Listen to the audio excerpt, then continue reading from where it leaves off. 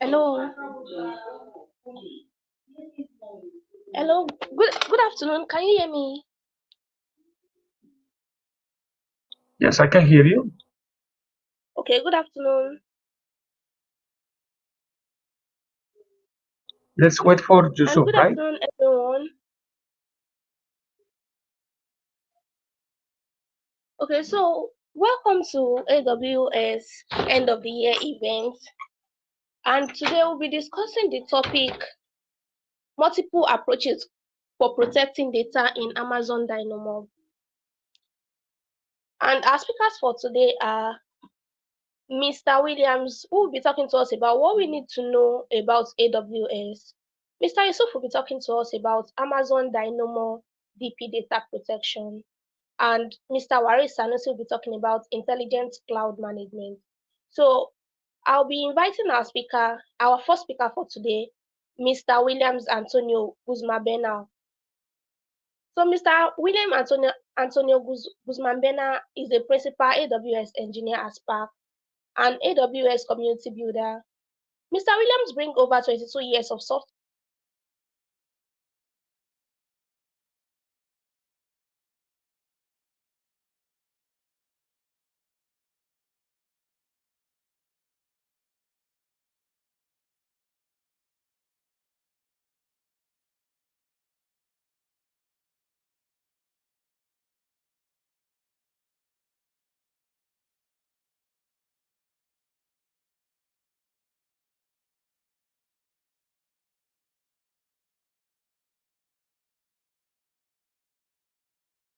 now, sir.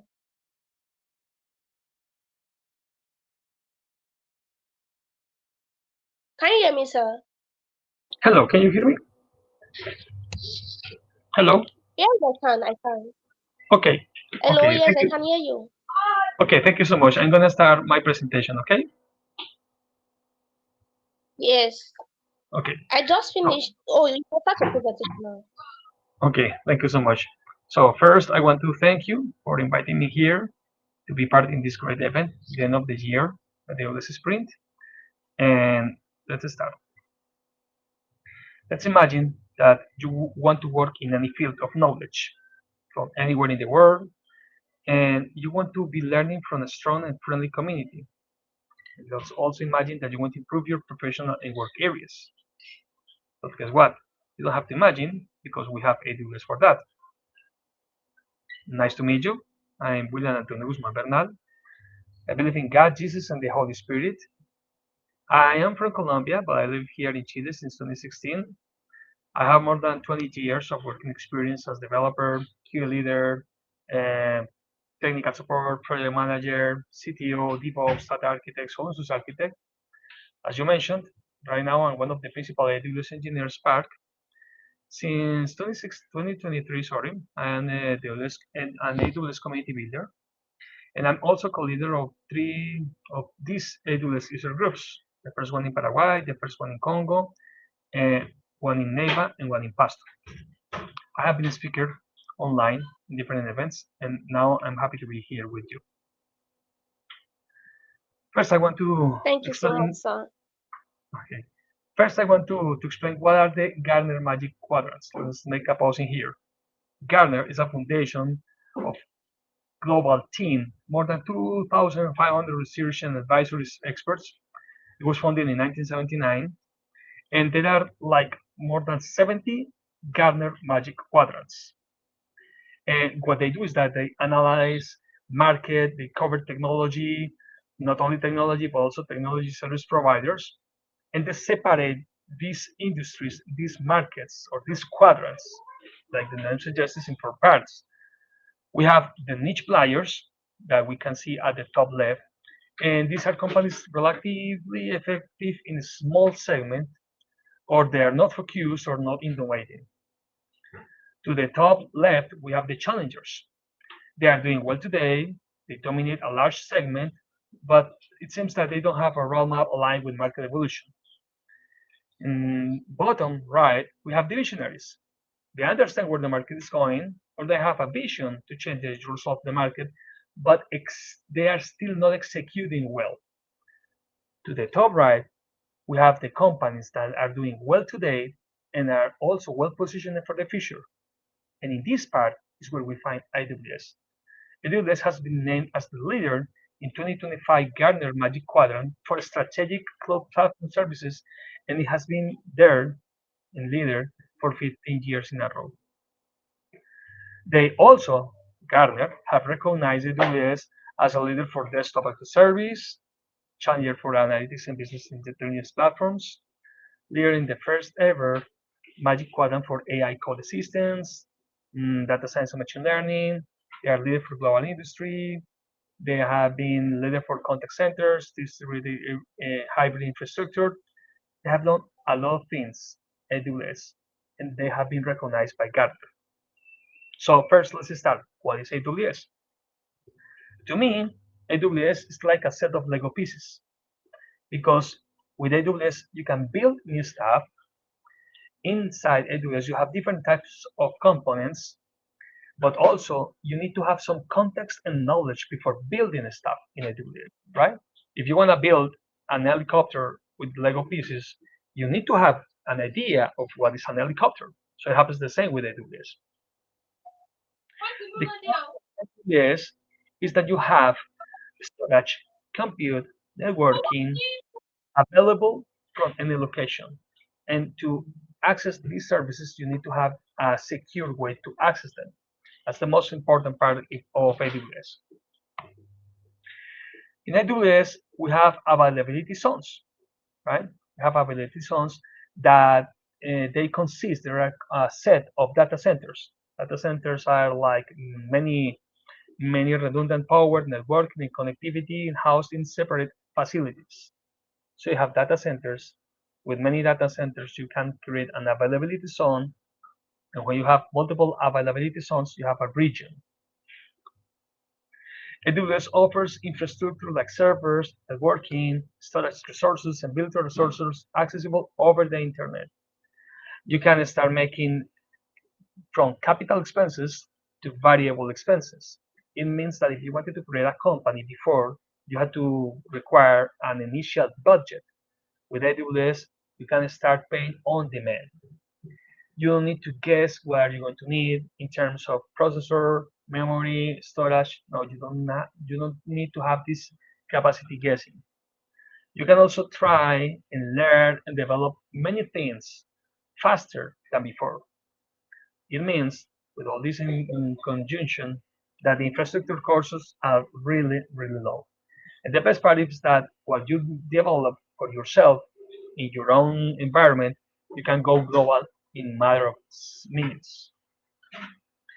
So the question is, what is AWS good for me? And it depends on who are you. Because if you are from the administrative, commercial, technical, academic approach, I'm sure AWS has something for you. It's only a matter of knowing what are the use cases and the industries you want to cover. How can I be sure that AWS can help people with different profiles? Again, we have administrative, commercial, academic, and technical people, but all of them can use software and hardware to do their jobs or do their studies. Before AWS, we had servers, computers, but they require technical knowledge. On the left, we have applications that are runtime, middleware, operating systems, virtualization, servers, storage, and networking. All these components require strong technical knowledge. So if you didn't have the knowledge because you were administrative, commercial, or academic, probably you will be blocked by that. So what happens if I don't have enough technical knowledge? Before AWS, we were facing an obstacle that was extremely hard to succeed. But now we have AWS. AWS is going to rescue in this effort because now we have something called IaaS, and it means that we don't have to worry about all of that. We are letting AWS take care of virtualization, servers, storage, networking. And we as users are going to focus on operating system, middleware, runtime, data, and applications. What happens if we don't want to assume such responsibilities? We also have a PaaS, Platform as a Service. We are going to give more responsibility to AWS so we can focus on our applications and our special needs. In this case, we are only going to be focusing on applications and data, and the red part are going to be leveraged to AWS. There's another type of computing called SaaS, Software as a Service, and we completely rely more in AWS. These are known like the web-based email program, or we can have some connections or workspaces. In that case, AWS will take responsibility of almost the entire environment. And I'm gonna be talking about responsibility. So the question is, who is responsible for what in the AWS cloud? They have something called the shared responsibility model. And what you see at the top in blue is what we customers, partners, or developers are responsible for. We're responsible for security in the cloud. And the bottom part, the orange one, is AWS responsibility for security of the cloud. In other terms, we could say that AWS is responsible for the hardware to be working perfectly. And we only care about how we use that hardware. But it's especially important to be considering this shared responsibility model. The question that you may be having now is how can I start learning AWS? Of course, you need to study.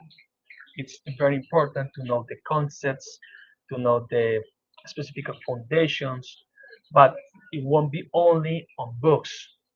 It won't be by reading books or blogs or workshops or tutorials, not only reading, because you also need to put all what you read into practice. You need to mix theory with practice. It's extremely important to consider that. If you want to ask me what to study or where to start, okay, what you see here is called in some websites the pyramid of knowledge. And at the top part is what you maybe already know. It's the smallest part of the pyramid. If you go down one level only, it's everything you know that exists, but you don't have the experience or knowledge with that. And at the bottom, the basement of the pyramid, the largest part of the pyramid, is everything you don't know that you don't know. This is completely unknown to you. My invitation is that you start expanding your technical breadth. In other words, it's like learning from many things, just a little, just a little, just a little. And once you realize that you want to focus in this or where you are specialized in these cases, you can go in your technical depth. What to study in AWS? If you want to master all AWS services, you will go crazy because it has more than 300 services. It's impossible to know that. All of them? No way. But let's make an example. You know CloudWatch. Okay, you know that CloudWatch works for dashboards, alarms, logs, metrics explorer. That is what you already know. But probably when you go to CloudWatch in the AWS console, you may see some items to the left where you will find logs insights and landing sites. That thing, you know they exist, but you have not worked with that yet. So the question is, what I don't know that I don't know? Again, my suggestion, start learning from many services, a little, just a little, at least the basic services. What are recommendations can I give you to start studying AWS? The first one, go to Skill Builder, their official learning platform. They have great courses in there, and each one of these courses has a description, activities, objectives, recipients, and prerequisites. It's great. And they have a huge catalog. Some are free, some are paid. But I would suggest you to go with AWS Cloud Practitioner Essentials. Why? Because when you go to that course, you will find that the requirements are general business and technical knowledge of IT. So you don't need to be an expert in cloud to start learning AWS. Just go to this course and you will find that. Theory, it takes like 12 hours. You don't have to study in a single time. You can study, pause, and resume later. The other course I suggest you is the AWS Cloud Quest Cloud Practitioner, because in that specific course, you can have labs, the hands-on experience. But first, go to the theory, learn what you're about to do, and then you can put them into practice. There's also a program called the AWS Educate, where they have other series on other type of courses and available for there. Obviously, go to the blogs. The blogs are the official resource, and almost every day in like 40 categories, they publish new information. Okay? But my special recommendation is that you commit yourself to learn AWS, to study and practice AWS. Now let's see what can you do for practice. You can create an account. You can update as soon as you create your account, update the contact information and enable multi-factor authentication. Why? Because if there's anything happening in your account, they will automatically send information to that contact information. And I have seen multiple times that people create their accounts and they just start building and launching services. So stop there. Update your contact information. Enable multi-factor authentication. Go to Cost Explorer. The first time you visit that service, it will be empty, but it will tell you that during the next 24 hours, they will start collecting the information. So that's the first thing you need to do. Go to Cost Explorer. Also, enable cost anomaly detection, because if you're testing and you're trying and you're learning with cheap small services and suddenly something happens, the cost anomaly detection will inform you and report you and alert you about that. Set some budgets, even if they are small. There's not a specific amount. But if you set and you create a budget, you will also will have the ability to receive information and alerts about that. Okay, alert me when I'm 25% of my budget, 50%, 75% of my budget. Create an user group with administrator access. And once you do that, in other words, forget about your root credentials. They are very restricted, very important. Create an administrator access and start working with that. Also, go to Free Tier. There you will find a lot of services with special features and some limitations that you can still work for free. And if I was about to learn any service, I will go to a search engine, the one you prefer, and you can type AWS, service name, and pricing. If I was about to learn EC2, I will go to AWS, EC2, pricing. Why? Because in that way I can understand the features and what I'm going to be charged depending on what I'm going to be using. EC2, okay, what type of storage, the connection. So if I see what I'm going to be charged, I'm also going to understand more about this architecture. Why do I want to learn AWS? You may be wondering now. AWS is a very, very highly demanded cloud in the job market right now. What you are seeing now is the set of certifications that you will have to pass if you want to succeed or have better opportunities to land a job. And they are separated in 4 levels: foundational, associate, professional, and specialty. My suggestion, I start with the first one, the Cloud Practitioner Foundational, because when you start preparing and studying for that certification, you will get the basic concepts, the core foundational knowledge you need to advance. And it's going to be funny. You start learning, start practicing, you get your certification, and that keeps moving, and that keeps moving. And you're going to be a very highly demanded person in the job market. Thank you so much for this invitation. Please feel free to contact me anytime you want. And again, thanks to this user group or your state for letting me be part of here. Thank you. Thank you so much, Mr. Williams. Thank you so much.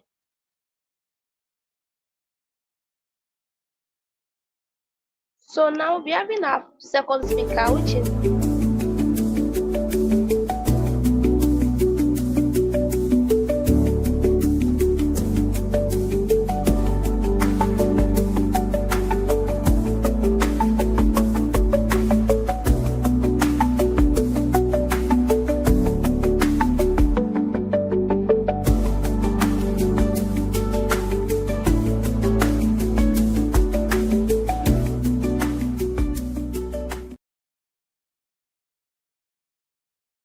Okay, so now we'll be having Mr. Yusuf to speak to us on Amazon Dynamo DB data protection. And now I'll be reading a short citation of Mr. Yusuf before he starts. Mr. Yusuf Abdulkarim is a graduate of agricultural economics with a minor in energy economics, passionate about leveraging data for social impact and sustainable development. He has extensive experience in rural data collection, public health awareness, and data analysis, with a strong focus on tobacco control research among farmers in southwest Nigeria. Mr. Yusuf has served in leadership and volunteer roles across global tech and academic communities, which include Microsoft Learn Student Ambassador, Gold, GitHub Campus Expert, and AWS Community Builders. He has contributed to major events such as Microsoft Ignite, Data Science Africa, and Indaba X, where he managed logistics, speaker engagement, and technical operations. His commitment to knowledge sharing is evident through his involvement in conferences like the Annual Leadership and Entry.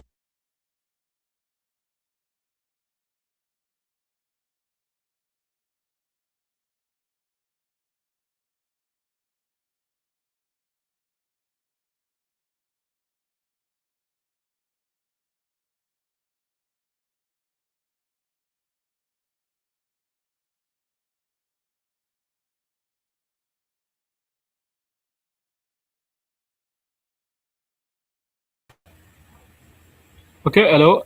Everyone, please, can you hear me? Yes, I can hear you. Can you hear me too? Hello. Okay, thank you so much for the warm introduction. Um, so I'm going to be presenting on Amazon Dynamo DB data protection. Okay, sir. Um, okay, sorry, please. It is still loading.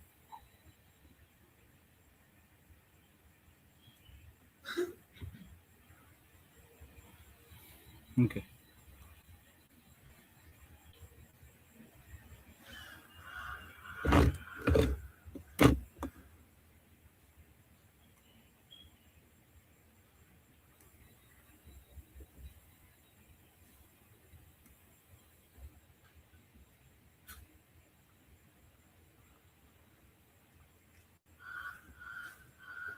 Okay, Mr. Yusuf, can you start now? Okay. Sorry. I'm going to be sharing my slides. It's loading. Just a few minutes. Okay. So, can you all see my slide? Yes, I can. Yes, I can say it, sir. Okay, thank you so much.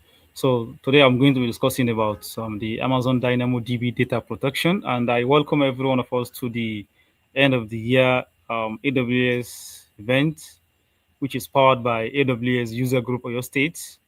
Um, okay, so we are going to be discussing about the origins of Dynamo DB. Um, so the last Oracle database turned off October 2019.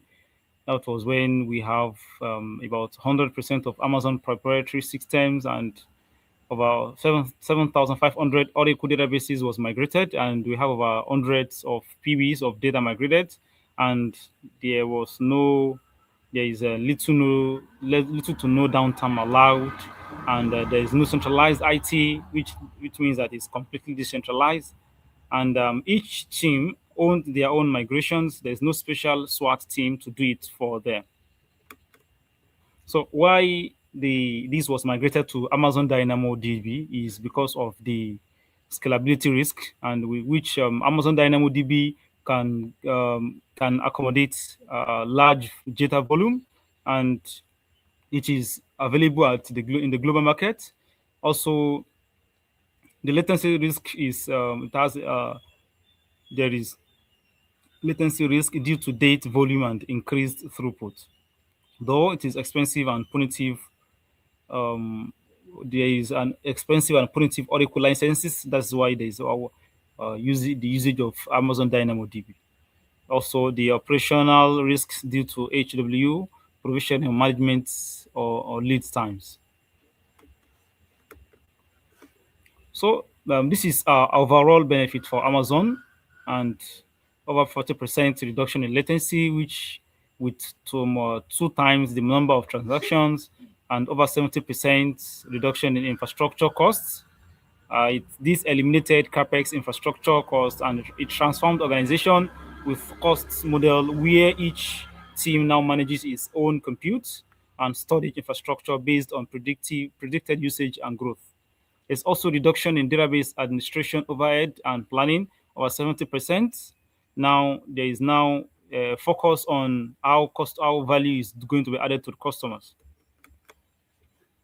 So Amazon Dynamo DB powers multiple high traffic Amazon properties and systems, including Alexa, the Amazon.com site, and all Amazon fulfillment centers over the course of Prime Day. So these sources made trillions of calls to Dynamo DB API. So Dynamo DB maintained high availability while delivering single-digit millisecond responses and peaking at 105.2 million requests per second. That is in 2022.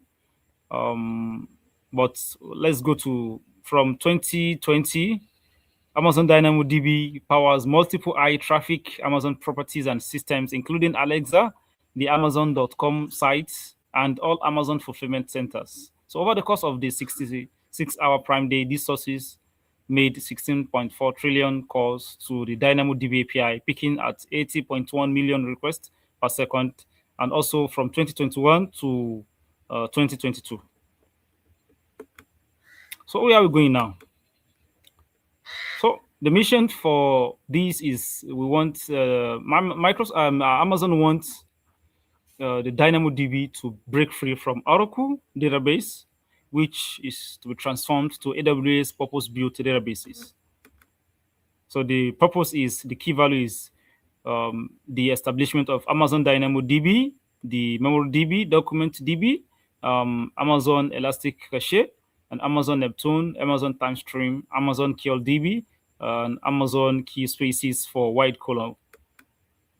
So the data protection strategies. So these are some of the agendas. The first is to support the preventative security best practices, and it detects security and it is used for the detective security best practices, and it has a lot of backups, and also it is exported to X3, and it is a point-in-time recovery, and it supports deletion protection. So with Amazon Dynamo DB being a preventative security best practices, is that it is fully integrated with AWS IAM, identity and access management, and there is access Dynamo DB via secure Amazon VPC endpoint. So all tables encrypted in transit and at rest by default. So role-based access control now, it makes Amazon Dynamo to be enterprise ready. The permissions are set in IAM, integrated with access control of users or roles. So the users can get permissions, which one of the roles that they want to perform from the database administrator.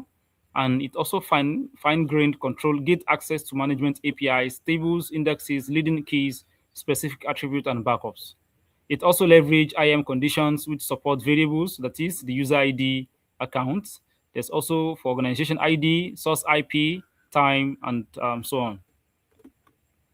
So let's go to the detective security best practices with CloudTrail. So what this does is it capture and log all control plane operations such as create table, list table, and data plane operations such as get them, put them, delete item, get item, put item, delete item query across your Dynamo DB resources for governance and auditing. It also enables compliance, operational, and risk auditing. And it also records table level and item level activity, initiate actions when important events are detected, and analyze events and logs with Amazon Athena or CloudWatch logs insights. So Amazon Dynamo DB has a backup and restore. That is it simplify backup operations by automating backup scheduling, retention management, and life cycle management. It also backup the PBS of data with no performance impact, and it simplify cost allocation across backup operations with tagging. It also ensure compliance and security by providing an on-demand backups for long-term data archiving and compliance. It centrally enforces backup policies and audit backup activity across AWS services. It also secure backups with separate backup encryption, use a CMK or a service-specific default key. It also has a function of disaster recovery, which continues backing up for point in time recovery, and it's also backup to other AWS accounts and regions for disaster recovery planning. And it defines cold storage lifecycle preferences to optimize backup costs. So this is the backup. Go to the table, then you can get the employee test data. Then you can look at the backup from here. So you can choose between AWS backup and Dynamo backup, whichever one that you want to choose. Okay, either you back up your management with AWS backup or Dynamo DB. Then you can enter the name of the backup name that you want to use. Then you create the backup. So once it is created, your backup is created per table. Then from there, it is it exports Dynamo DB data to S3 bucket for regulatory requirement, which the exporting the Dynamo DB table data to your data lake in Amazon S3, then use other AWS services to analyze data and highlight key takeaways. So to export, you have to select a Dynamo DB table that has point-in-time recovery enabled. You specify any point in the last 35 days and choose the target Amazon S3 bucket. Then the output data format supported are Dynamo DB, JSON, and Amazon LON. So it works across regions. You have to export. It exports your data to S3 across AWS regions and accounts to help comply with regulatory requirements and to develop a disaster recovery and business continuity plan. So it does not consume table capacity and has zero impact on performance and availability. So all Dynamo DB data added to your Amazon S3 data lakes is easily discoverable, encrypted at rest and in transit, and retained in your S3 bucket until you delete it. So it also activates point-in-time recovery, which you can edit here. So the deletion protection features enable you to protect tables from accidental deletion. So you can turn on and you can also turn off. Okay, so this is a bulk deletion protection that you can Amazon Dynamo DB has. So this is the status of the protection, the one that are active. So thank you everyone for joining us. So if you have any question,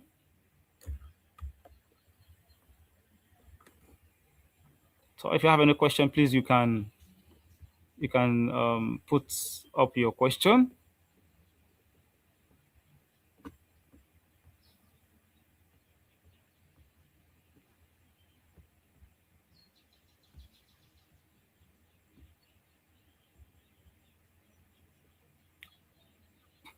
Okay, since there's no question, I think we are going to move on to the next speaker.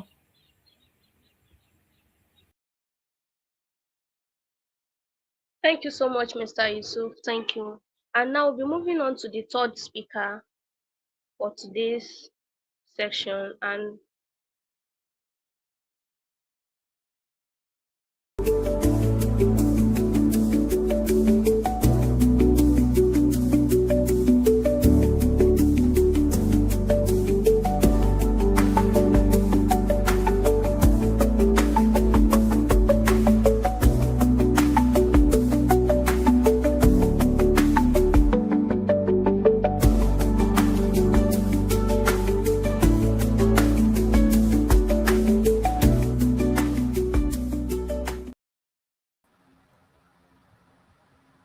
Hello. hello. Hello. Um, Hello? Hello, Is am I Mr. audible enough, Sanusi? please? Can you hear me? Oh, yeah, we can hear yes, you you. are. Yes. Okay, okay. I'm trying to share my screen now. Let me know when you can see my screen, please. Okay, no problem, sir.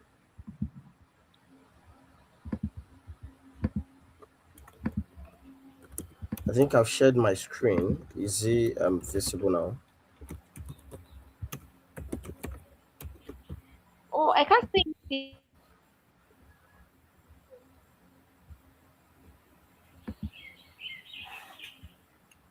Oh, yes, your screen is now visible. Welcome, Mr. Sanusi. Hello? Yes, we can see the screen now, sir. Okay, okay, thank you very much. So, good evening, everyone. Once again, to the former speakers, Mr. Yusuf and Williams, thank you very much. I think Williams did a great introduction to AWS and computing and the fundamentals of AWS, while Mr. Yusuf spoke on AWS Amazon Dynamo DB as a major form of database that AWS provides for different services across board.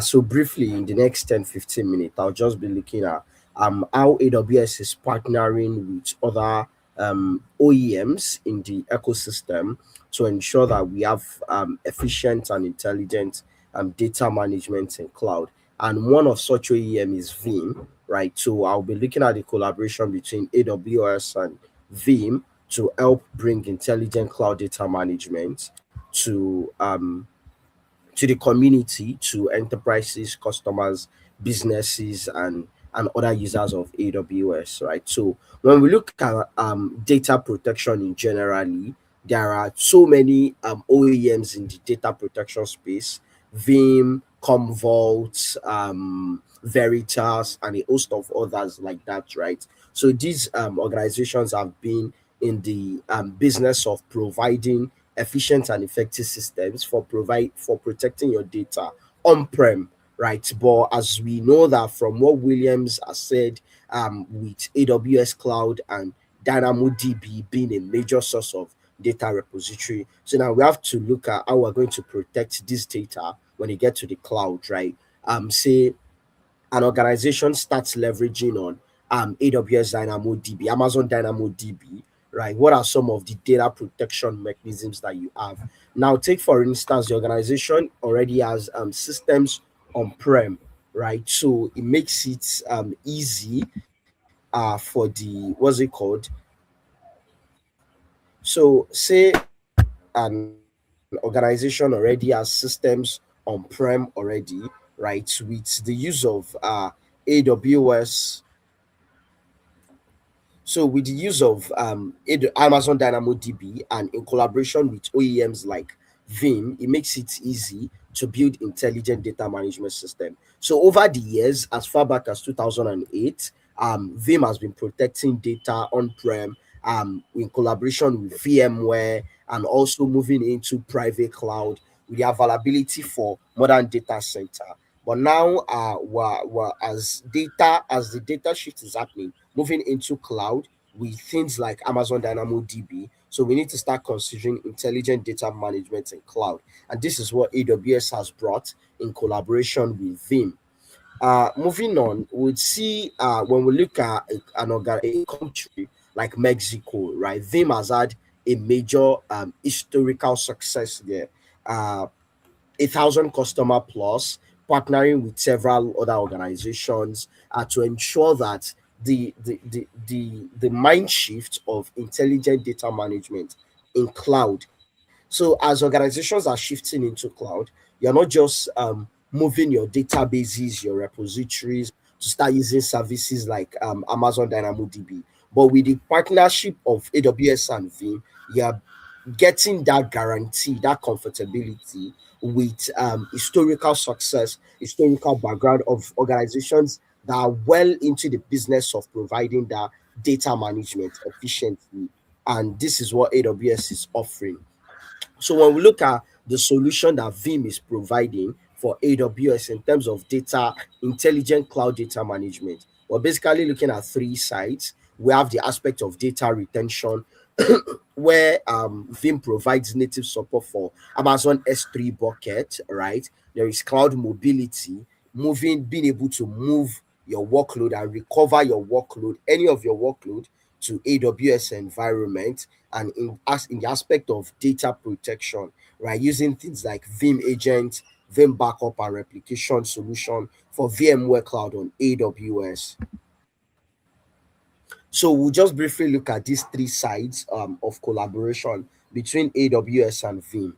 So when we look at cloud data retention, the major problem that we have is that there is this significant growth in terms of data in the last decade. And as a result, there's not just the need to store data, but you need to ensure that that data is available for future purposes. So this is why we need to back up data for long-term retention. So that data growth, that significant data growth, is posing a major challenge. Also, different organizations, different businesses are demanding long-term retention of data, regulatory requirements, compliance requirements. They need to ensure that businesses are complying with all of these requirements. So these are some of the major challenges that businesses face. So when you look at the Vim cloud tier architecture that we have in AWS, right? So it provides the SOBR, which is the scale out backup repository, that helps you offload older backup files to Amazon S3 buckets, right?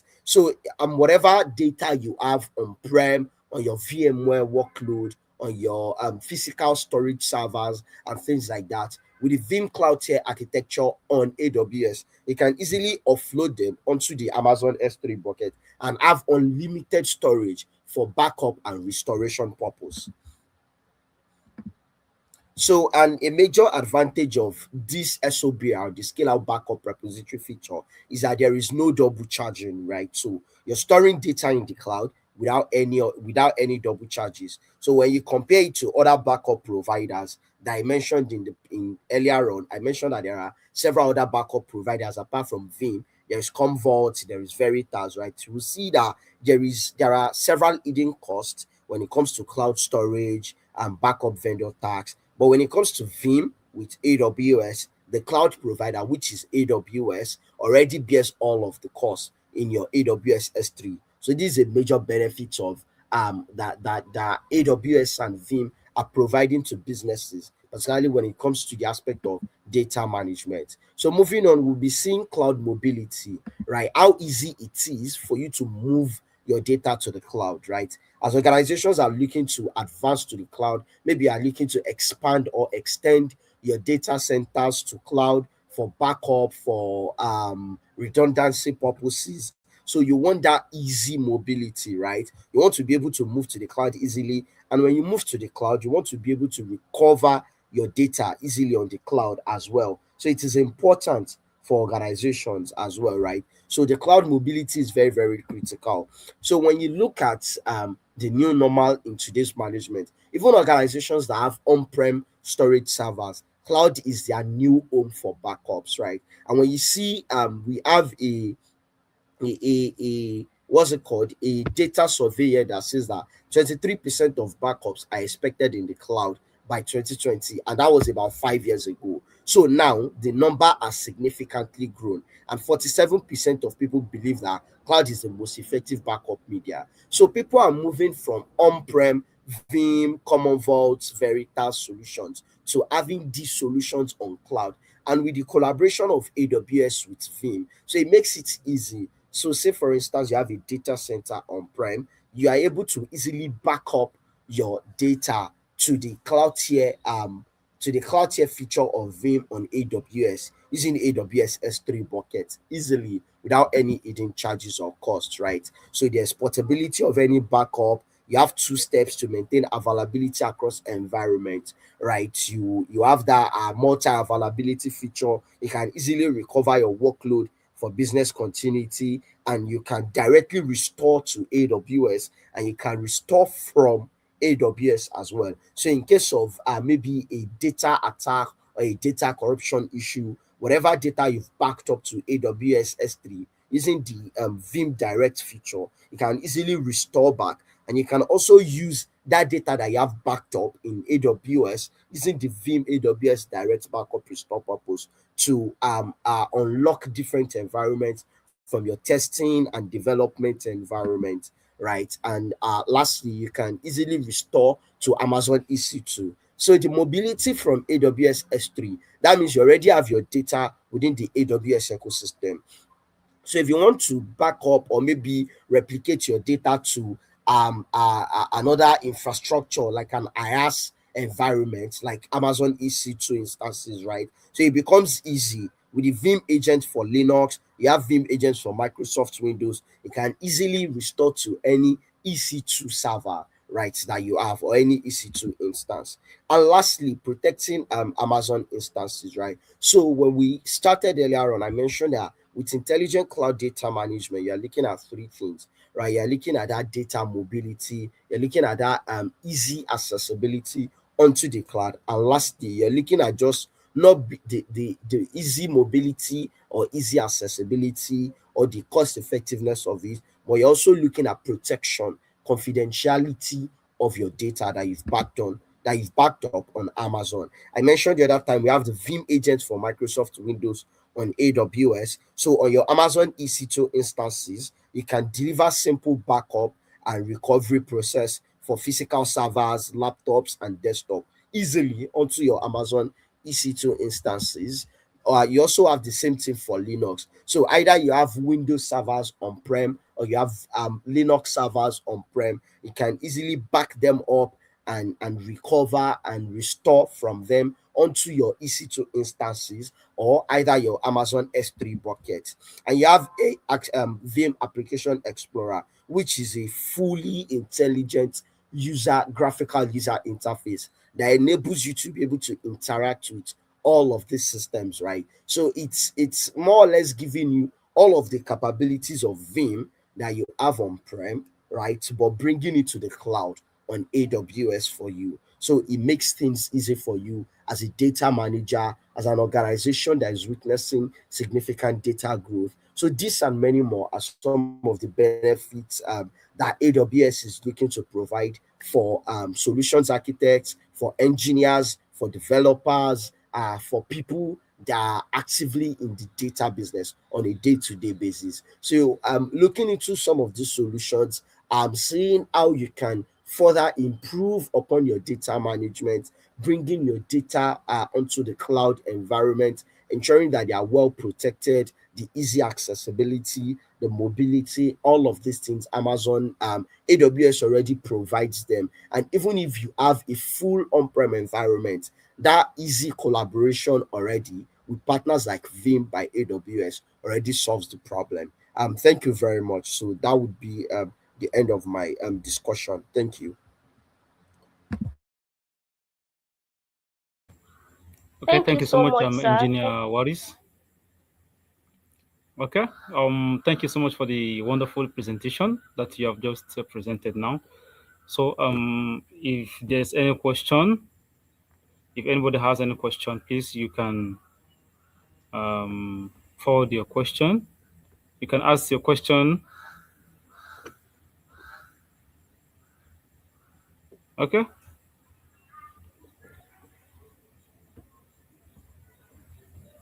Sorry, Ismail, do you have any question?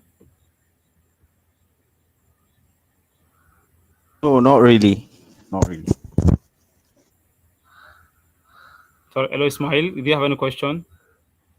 No, can you hear me? I said no, not really. Okay, okay. Okay, thank you so much, everyone, for joining the AWS End of the Year event. See you, everyone. See you soon in the next year, 2026. Okay. Thank you so much, everyone, for joining. Thank you so much, everyone. See you in 2026. Thank you.